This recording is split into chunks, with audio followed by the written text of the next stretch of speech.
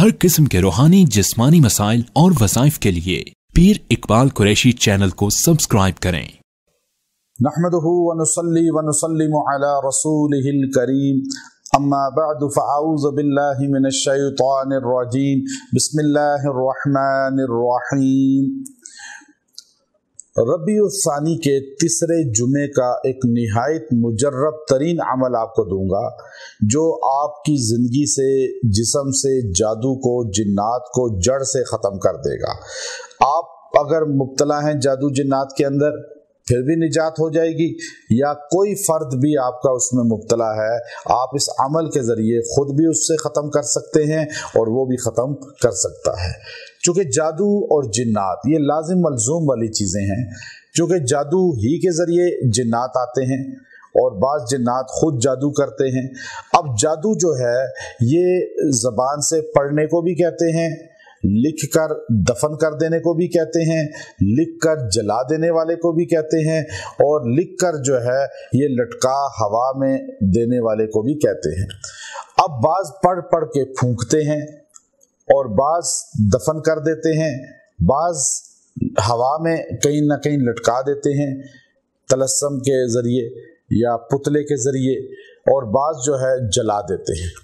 ये सारे जड़ से ख़त्म हो जाएंगे, चाहे कितने भी कदीम जादू ही क्यों ना हो, वो ख़त्म हो जाएगा।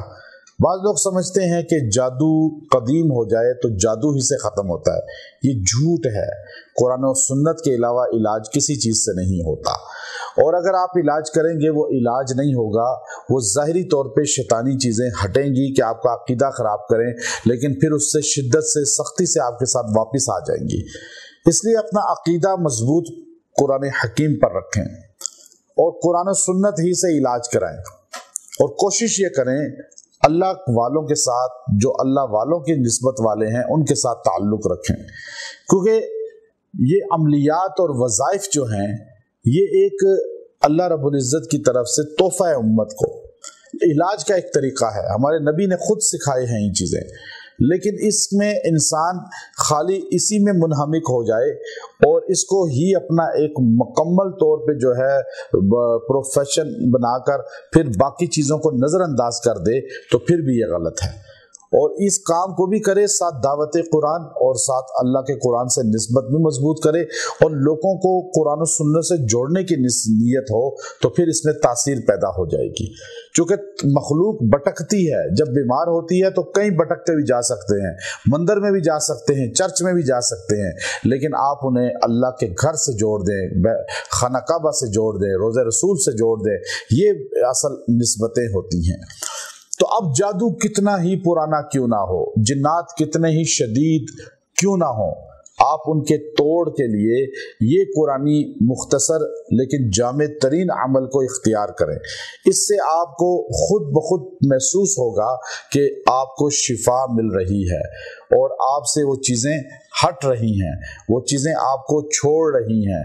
अब ये आप अमल शुरू करें और इस अमल को इख्तियार करें, और आप यकसुई के साथ बैठकर जो है एक दिन इस अमल को कर लें। एक दिन आपने सूरह बकरा का लास्ट रुकू, आखिरी रुकू, और उसको आमनर रसूल से शुरू करना है। आमनर रसूल बिमा उन्जिला, यहाँ से शुरू करना है आखिर तक। ये 2 आयतें हैं, आपने इनको पढ़ना है 21 मरतबा, 21 टाइम।